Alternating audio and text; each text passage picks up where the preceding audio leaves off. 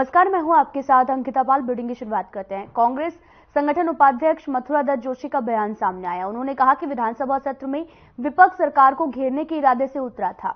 सरकार को असहज करने के लिए उसने अपने तर्कश में मुद्दों के कई मारक तीर भी सजाए थे, लेकिन सत्ता पक्ष के लिए बेहद महत्वपूर्ण समान नागरिक संहिता विधेयक के आगे उसके तीर तर्कश में रखे गए। विपक्ष चाहकर भी इन तीरों को प्रतिंचा पर नहीं चढ़ा सका और कांग्रेस के संगठन उपाध्यक्ष मथुरा दत्त जोशी ने भी कहा कि भ्रष्टाचार, भू कानून, महंगाई, बेरोजगारी समेत कई मुद्दों पर सरकार को घेरने की तैयारी थी, लेकिन सरकार ने सिर्फ सत्र के नाम पर नागरिक संहिता पर ध्यान केंद्रित कर जनता के जरूरी मुद्दों से ध्यान भटकाने का काम किया है।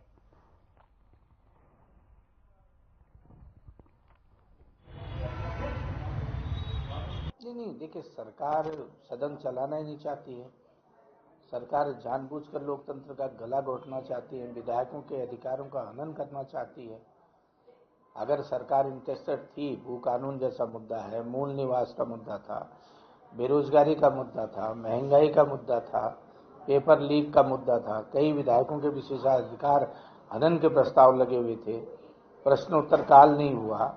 सरकार राज्य के विकास के प्रति संवेदनशील है कहाँ? सरकार तो ढींगा मस्ती कर रही है, दादागिरी कर रही है, बहुमत की धमकी दे रही है कि चूंकि उनका संख्या बल ज्यादा है इसलिए जो उनकी मर्जी आती है वो करते हैं। देहरादून के शहर काजी मोहम्मद अहमद कासमी ने हल्द्वानी घटना पर प्रतिक्रिया देते हुए कहा कि सभी लोग अब अमन चैन के साथ में मिलजुल कर रहे हैं। शहर काजी ने सीएम पुष्कर सिंह धामी से मिलने के लिए समय भी मांगा है। उन्होंने यह भी कहा कि हम सीएम धामी से मिलने की भी अपील करेंगे और वहां पर शांति व्यवस्था बनाए रखने के लिए हर स्तर से कार्रवाई की जाए। शहर काजी ने इस घटना पर कहा कि देश में हमेशा अमन चैन के साथ ही हर काम हुए हैं। कई मामलों में आपस में मिल बैठकर और कई में न्यायालय के आदेश के बाद कार्रवाई की गई। उन्होंने ये भी कहा कि ऐसी घटनाओं के बाद में पहले जिस तरह से अमन और भाइयों के साथ में एक दूसरे को देखते थे, वहां पर निगाहें एक दूसरे के विपरीत नजर आती हैं। ऐसे में वो सीएम धामी से मुलाकात कर अमन चैन के लिए अपील करेंगे।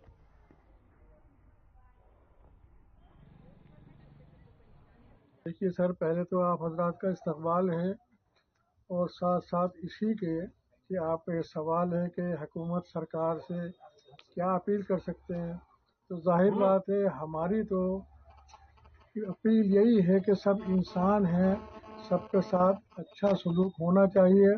जहाँ तक जायज़ और नाजायज़ का मामला है उसको रोकना चाहिए, लेकिन सब लोग आपस में भाई भाई हैं, भाईचारे के साथ रहना चाहिए और जुल्म ज़्यादती अच्छी चीज़ नहीं है।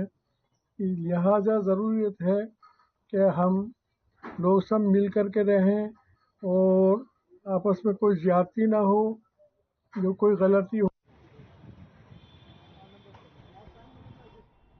हल्द्वानी की घटना पर नेता प्रतिपक्ष यशपाल आर्य ने प्रतिक्रिया देते हुए कहा कि यह घटना काफी दुखद है। उन्होंने यह भी कहा कि हमने बचपन से हल्द्वानी को देखा, कभी वहां पर कोई अप्रिय घटना नहीं घटी है।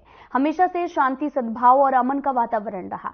यह पहली घटना है। इसके साथ ही उन्होंने यह भी कहा कि न्यायालय के आदेश पर प्रशासन उस मस्जिद और मदरसे को ध्वस्त करने जा रहा है। तब हमने सीएम से अनुरोध किया था कि प्रशासन पूरी तैयारी के साथ में नहीं गया है। इंटेलिजेंस भी पूरी तरह से फेल साबित हुई है।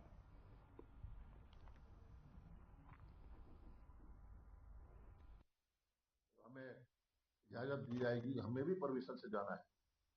इतना मालूम है कि नुकसान हुआ है। अब वो नुकसान कितना है, जैसे कि हमारे पत्रकार बंधुओं की मोटरसाइकिल गाड़ियां जल गई हैं। मेरी उनसे बात हुई है पत्रकार बंधुओं से, तो उन्होंने बताया कि भाई हमारी गाड़ियां, मोटरसाइकिलें, गाड़ियां हमारी जला दी गई है, लेकिन उसका स्पष्ट रूप से क्या नुकसान हुआ उसका आकलन अभी संभव नहीं है।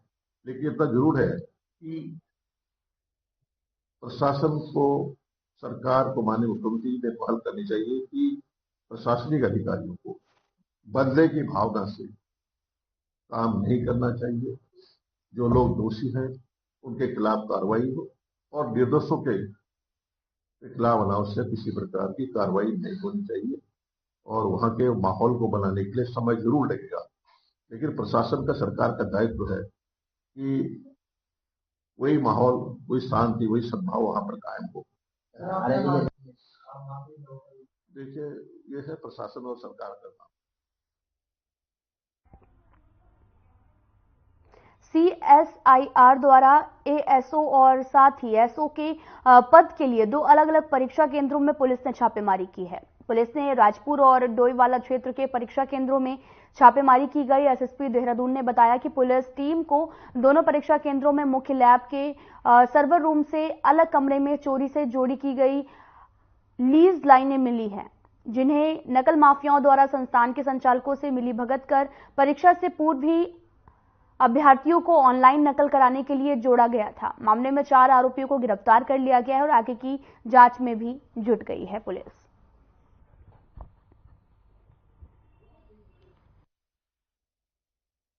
दो सेंटरों पर अनियमितता की शिकायत गोपनीय रूप से मिली थी, जिस पर टीमें हमारी लगाई गई थी। तो प्रथम दृष्टया जो वहां पर लीज लाइन को जोड़कर जो सर्वर है जिसमें ऑनलाइन परीक्षा होती है, उस पर कहीं न कहीं उससे जो है छात्रों को नकल कराने की बात सामने आई थी। उस पूरे चेकिंग के बाद इसमें 4 लोग जिसमें शामिल थे उनको गिरफ्तार किया गया।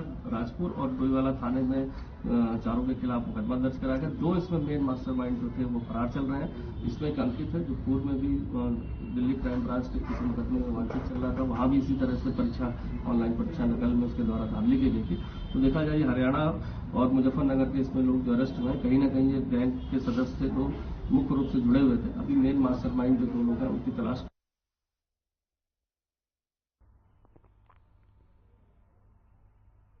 हल्द्वानी वनभूलपुरा आगजनी प्रकरण को लेकर आपको बता दें कि हल्द्वानी में कर्फ्यू के साथ में धारा 144 लागू कर दी गई है।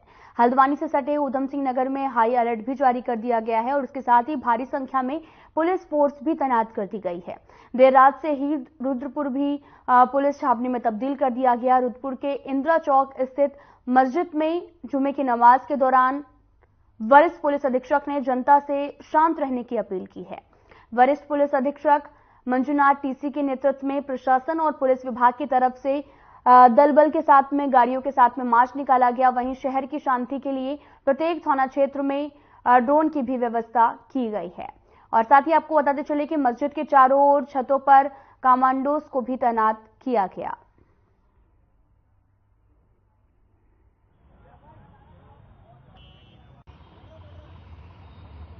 बीते रात बलबुलपुरा में कुछ उपद्रवी तत्वों द्वारा, भारी मात्रा में उपद्रवी तत्वों द्वारा जो पुलिस और प्रशासन की टीम अपना वैध काम जो करने गई थी, एक अवैध स्ट्रक्चर को उसको मतलब हटाने की कार्रवाई चल रही थी कोर्ट के आदेश पर।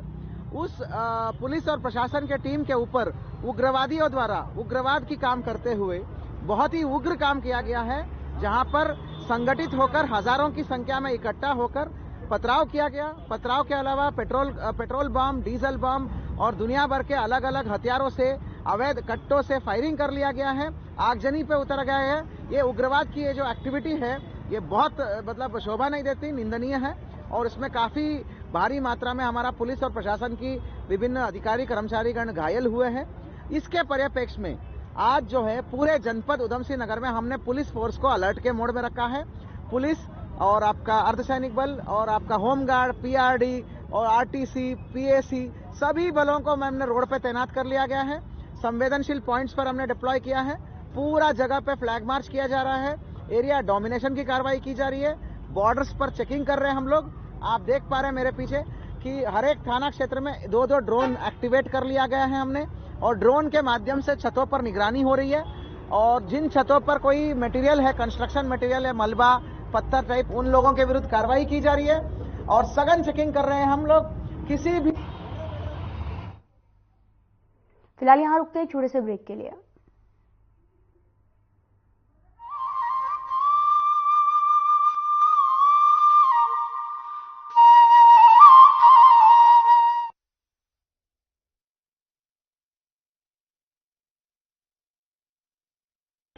सैनिकों के कल्याण के लिए हर वक्त तत्पर है उत्तराखंड सरकार। पूर्व सैनिकों को राज्य सरकार की सेवाओं में दिया गया है क्षैतिज आरक्षण। शहीद सैनिकों के परिजनों को सरकारी सेवाओं में सेवा योजन में वरीयता देने का किया गया है प्रावधान। शहीदों की पत्नियों और उनके आश्रितों के पुनर्वास के लिए दिया जा रहा है कौशल वृद्धि एवं रोजगार परक निःशुल्क प्रशिक्षण। युद्ध में घायल सैनिकों और परिजनों को एक मुश्त दी जा रही है 2 लाख रुपए की सहायता। विभिन्न युद्धों और आंतरिक सुरक्षा व सीमांत झड़पों में शहीद सैनिकों के आश्रितों को उत्तराखंड शहीद कोष से दी जा रही है एक मुश्त 10 लाख रुपए की धनराशि। उत्तराखंड बन गया है वीर सैनिकों को सबसे अधिक अनुदान देने वाला राज्य। उत्तराखंड के वीरों का देश के लिए शहादत में बड़ा योगदान रहा है। ये वीरों की भूमि है। हम शहीदों के परिजनों के लिए हर सुविधा देने के लिए कटिबद्ध हैं, संकल्पबद्ध हैं। सरकार से मिले सम्मान और सुविधाओं से लेकर सैनिक हैं बेहद खुश। राज्य सरकार पूर्व सैनिकों के लिए अनेक सी योजनाएं संचालित कर रही हैं, जिसमें कि गृह कर में छूट, स्टाम्प ड्यूटी में छूट, स्कॉलरशिप में छूट और राज्य दिन सेवाओं में आरक्षण का लाभ दिया जा रहा है। उत्तराखंड सरकार अपने रणबांकुरों की याद में उत्तराखंड में 5वें धाम के रूप में बनाने जा रही है सैन्य धाम। सैन्य धाम निर्माण के लिए शहीदों के आंगन से लाई गई मिट्टी को सैन्य धाम में बनने वाली अमर जवान ज्योति की नींव में रखा गया है। देव भूमि के साथ ही वीर भूमि भी है उत्तराखंड। सैनिकों का सम्मान है देश का सम्मान।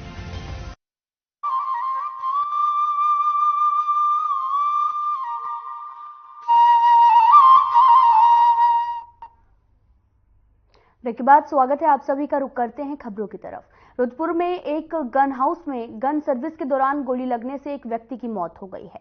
जानकारी के मुताबिक शक्ति विहार कॉलोनी निवासी भानु शर्मा एक गन हाउस में अपनी लाइसेंसी बंदूक की सर्विस कर रहा था। इसी दौरान बंदूक के ट्रिगर दब जाने से भानु शर्मा के पेट में गोली लगी है और गोली आर पार हो गई।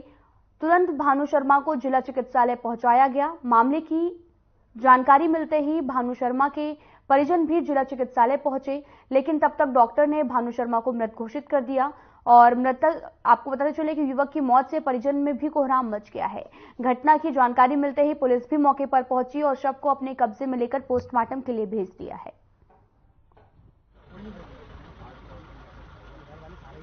ये हमारी कॉलोनी का शक्ति विहार कॉलोनी का एक बहुत ही अच्छा लड़का था, बहुत ही भला लड़का और बहुत सज्जन, किसी से कोई मतलब नहीं, कुछ नहीं, अपने मस्ती में, अपने काम में, अपने कारोबार में, अपने परिवार में। आज जैसी हमें सूचना मिली कि इनके भाई सचिन जो है और ये दोनों भानु जो अभी जिनको गोली लगी है, ये गन हाउस पर अपनी रिवॉल्वर को सर्विस कराने के लिए गए थे। इनकी उसमें काफ़ी दिनों से पड़ी थी, जंग लग गया था उसमें, तो वो चल नहीं रही थी, तो उसको सर्विस कराने के लिए गन हाउस पर लेकर गए। उसमें जो है वो गन हाउस वाले की गलती से लापरवाही, इतनी बड़ी लापरवाही कि उसको देखना चाहिए था कि इसमें गोली है, कैसे इसको रिपेयर करना है। बाजपुर गन हाउस में एक व्यक्ति श्री शर्मा जी है, उनका कोई रिवॉल्वर को ठीक कराने के लिए गए थे, तो उनका शायद मिसफायर हो रहा था या फिर चेंबर में जो है राउंड लोड नहीं हो रहा था, ऐसा कुछ कंप्लेंट लेके गए थे।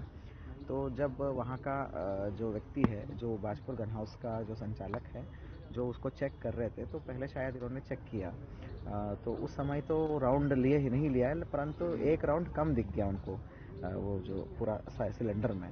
तो तब ये ढूंढ रहे थे कि कैसा है, कहाँ है करके। उसी दौरान जो है सडनली एक गोली चलने की आवाज़ आई, एक व्यक्ति की हाथ में लग गई और उसी से रिकॉशेट होके जो हमारा मृतक है उसको छाती पे लग गया है गोली। एंट्री वुंड फ्रंट में है और बैक में एग्जिट वुंड में है। संभवतः गोली जो है हृदयविदारक घटना है। एक लापरवाही जिस प्रकार से एक गन हाउस वाले ने, कि जिसके यहाँ जो टेक्निकल लोग होते हैं उनको सब पता होता है कि कोई रिवॉल्वर सर्विस के लिए आई है या सफाई के लिए आई है, तो उसको वो टेक्निकली सारी चीज़ें ज्ञान होता है। और उसके बाद इसको देखने के बाद भी जिस प्रकार से पता चल रहा है कि इसमें एक गोली दिखी, फिर भी उसके बाद उसने उसको चलाया और कहीं ना कहीं वो गोली सीधा लड़के के छाती में लगी और एक जवान लड़का उसका शिकार हो गया। तो कहीं ना कहीं ये बहुत बड़ी लापरवाही है। ऐसे गन हाउस के खिलाफ भी कार्रवाई होनी चाहिए और ये बहुत दुखद घटना हुई है, मैं इसकी निंदा करता हूँ। और अभी एसएसपी साहब भी यहाँ आए थे, पुलिस प्रशासन पूरा हमारे साथ है, हमारा सहयोग कर रहा है। अभी हम पोस्टमार्टम की प्रक्रिया में गुजरे और जो भी दोषी हैं उनके खिलाफ सख्त से सख्त कार्रवाई की जाएगी।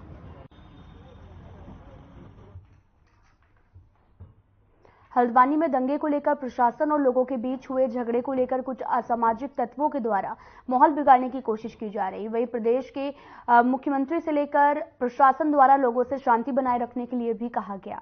इसी मामले में आपको बता दें कि काशीपुर पुलिस द्वारा पूरे शहर में भारी पुलिस बल के साथ में SP city Abhay Singh, CO और थाना प्रभारी मनोज रतौड़ी द्वारा सुरक्षा को लेकर निगरानी भी की गई और साथ ही जगह जगह पर पुलिस बल भी तैनात किए गए। पुलिस प्रशासन एवं काशीपुर के मुस्लिम शहरी इमाम मुफ्ती मुनाजिर हुसैन कदारी ने भी लोगों से शांति बनाए रखने की अपील की। साथ ही प्रदेश के सीएम पुष्कर सिंह धामी द्वारा दंगा फैलाने वालों के खिलाफ सख्त कार्रवाई करने के भी आदेश दिए गए हैं। और साथ ही आपको बता दें कि पूरे शहर में हल्द्वानी में धारा 144 लागू कर दी गई। इसी को लेकर काशीपुर पुलिस ने सुरक्षा की दृष्टि से पूरे शहर में फ्लैग मार्च का लोगों से शांति बनाए रखने की अपील की है।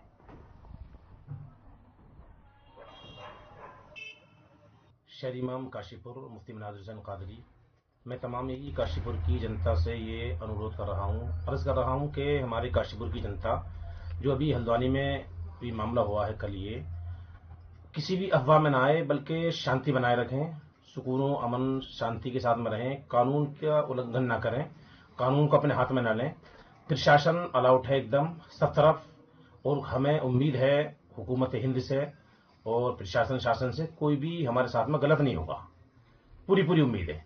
इसलिए मैं अपने तमाम मुसलमान भाइयों से गुजारिश कर रहा हूं कि वो अमन शांति के साथ रहें और नौजवान बिलखुसूस सुकून से रहें। पूरी तरह से निगरानी हो रही है शहर में, आसपास में, सब में कोई गलत नहीं होगा, हमें पूरी उम्मीद है इस बात।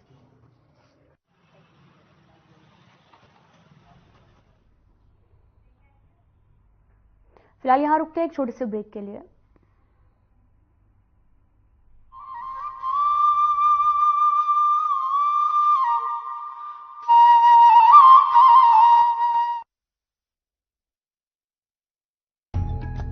प्रधानमंत्री श्री नरेंद्र मोदी के मार्गदर्शन और मुख्यमंत्री श्री पुष्कर सिंह धामी के नेतृत्व में उत्तराखंड सरकार सबका साथ सबका विकास के मूल मंत्र पर आगे बढ़ रही है। मेरा विश्वास है कि ये दशक उत्तराखंड का दशक होने वाला है और जो भारत को देखना चाहता है वो उत्तराखंड आए बिना भारत को देखना उसका पूरा नहीं हो सकता।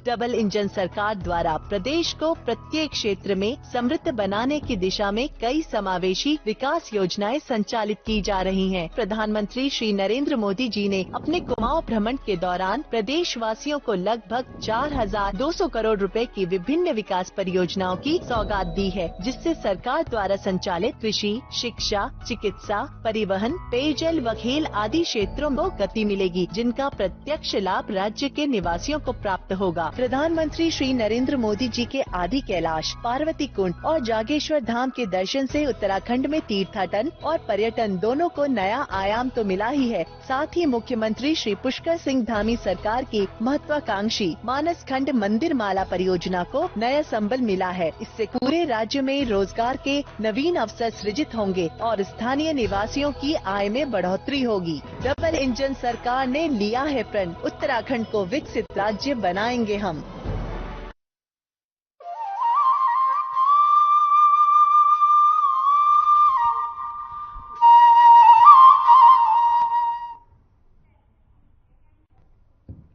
ब्रेक के बाद स्वागत है आप सभी का। रुख करते हैं खबरों की तरफ। खबर ऋषिकेश से है, जहां पर उत्तराखंड परिवहन महासंघ ने मुख्य चुनाव आयुक्त से राज्य में आम चुनाव मई से पहले कराने की मांग की है। इस संबंध में उत्तराखंड परिवहन महासंघ के अध्यक्ष सुधीर राय ने भी मुख्य चुनाव आयुक्त भारत सरकार को एक पत्र भी भेजा है। पत्र में उन्होंने कहा कि साल 2024 में देश के अंदर आम चुनाव होने हैं। चुनाव को देखते हुए उत्तराखंड की भौगोलिक स्थिति देश के कई राज्यों से अलग है।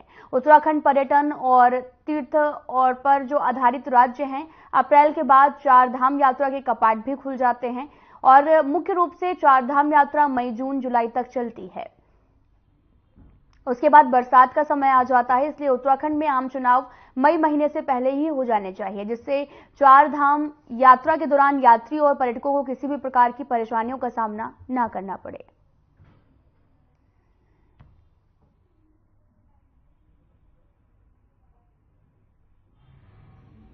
देखिए, अभी जैसे सबको पता है कि लोकसभा चुनाव भारत में होने जा रहा है और समस्त चुनाव एक साथ होते हैं, तो हमारी क्या है कि जो हमारे उत्तराखंड राज्य है, इसकी भौगोलिक जो परिस्थिति है वो अन्य राज्यों से भिन्न है, क्योंकि हमारे जो चारधाम यात्रा है, जो विशेष चारधाम यात्रा का जो महत्व है हमारे उत्तराखंड प्रदेश में, वो मई माह से जो है उसकी शुरुआत हो जाती है। और उसी मई माह में जो है समस्त प्रदेशों से जो है हजारों लाखों की संख्या में श्रद्धालु आते हैं। और वो जो पीक पॉइंट होता है, अगर उसी समय पे, और वो आर्थिकी की रीढ़ है, हमारा जो चारधाम यात्रा है वो पूरे उत्तराखंड की आर्थिकी की रीढ़ है, अगर उसी समय पे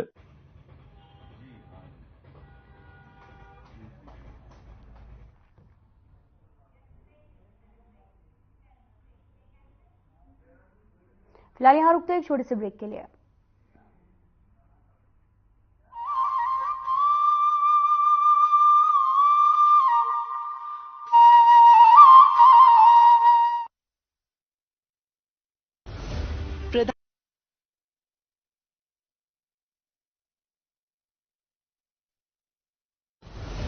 प्रधानमंत्री श्री नरेंद्र मोदी के मार्गदर्शन और मुख्यमंत्री श्री पुष्कर सिंह धामी के अथक प्रयासों से देवभूमि उत्तराखंड में रेल कनेक्टिविटी के क्षेत्र में अभूतपूर्व कार्य हो रहा है, जिसके परिणाम स्वरूप प्रदेश में पर्यटन, उद्योग और अन्य व्यापारिक गतिविधियों में तीव्र गति से विकास होगा। प्रधानमंत्री श्री नरेंद्र मोदी ने देहरादून से दिल्ली तक चलने वाली वंदे भारत एक्सप्रेस का उद्घाटन किया। साथ ही उत्तराखंड के सभी रेल नेटवर्कों का विद्युतीकरण का कार्य 100% पूरा हो गया है। प्रदेश में रेल नेटवर्क को मजबूत करने के लिए लगभग 16,000 करोड़ की लागत वाली ऋषिकेश कर्णप्रयाग रेल परियोजना पर भी तेजी से काम चल रहा है। अमृत भारत रेलवे स्टेशन योजना से हर्रावाला रेलवे स्टेशन का 30 करोड़ रुपए, रुड़की रेलवे स्टेशन का 29 करोड़ रुपए और लाल कुआं रेलवे स्टेशन का 23 करोड़ रुपए से कायाकल्प किया जा रहा है। कुमाऊं के पहाड़ी इलाकों को जोड़ने वाली टनकपुर बागेश्वर रेल लाइन का निर्माण कार्य जल्द शुरू होगा। डोईवाला से गंगोत्री यमुनोत्री रेल लाइन के सर्वे पर भी सहमति दी जा चुकी है। रेलवे ने बजट 2023-24 में उत्तराखंड को 5,004 करोड़ रुपए की सौगात दी है। इसमें हरिद्वार और देहरादून रेलवे स्टेशनों को विश्व स्तरीय सुविधाओं से लैस करते हुए इनके प्लेटफॉर्म के ऊपर रूफटॉप का निर्माण किया जाएगा। मजबूत रेल नेटवर्क बन रहा है प्रगति और आधुनिकता का प्रमाण। डबल इंजन सरकार कर रही है सशक्त उत्तराखंड का निर्माण।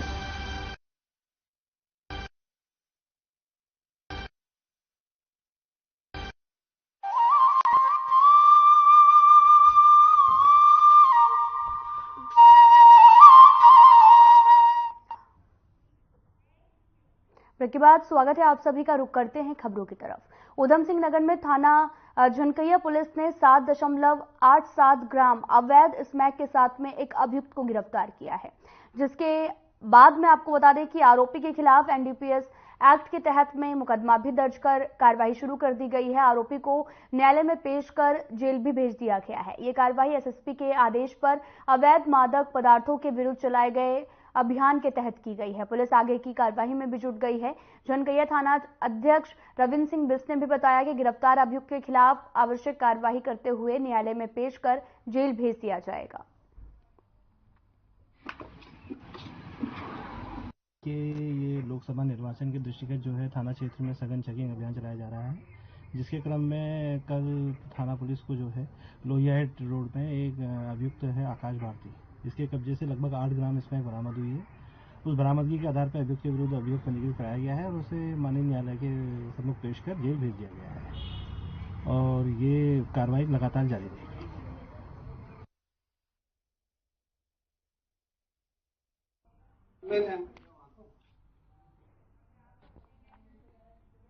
राजधानी देहरादून से 15 किलोमीटर दूर शीशम बाड़ा में आपको बता दें कि कूड़े का प्लांट नगर निगम संचालित करता है। यहाँ पर हजारों टन कूड़ा एक दिन में जमा होता है, लेकिन आलम यह है कि पूरे शहर और आसपास के इलाकों का कूड़ा इसी प्लांट में भेजा जाता है। इसे यहाँ पर आपको बता दें कि कूड़े का पहाड़ बन गया है और ऐसे में आसपास का क्षेत्र भी कूड़े की बदबू से काफी परेशान है। नगर निगम के मुख्य नगर स्वास्थ्य अधिकारी अविनाश खन्ना ने भी बताया कि उसको कम किया जा रहा है।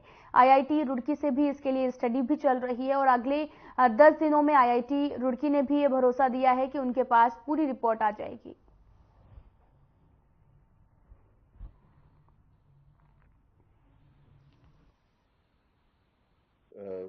शीशमबाड़ा में जो कूड़े का जो ढेर जो आपने बताया, उसको जो है कम किया जा रहा है और उसके लिए जो है अभी IIT रुड़की से स्टडी भी चल रही है और अगले 10 दिनों के अंदर IIT रुड़की के द्वारा जो है ये जो है भरोसा दिया गया है कि हमारे पास जो है पूरी रिपोर्ट आ जाएगी कि कितने टन कूड़ा है वहां पे और उस कूड़े की क्वालिटी क्या है, उसकी कैलोरीफिक वैल्यू क्या है, जिसके बाद जो है हम लोग जो है एक DPR बना के शासन में देंगे ताकि उसको जो है हटाने का काम अतिशीघ्र शुरू किया जा सके और वहां पे जो है जनहित के कार्य हो सके।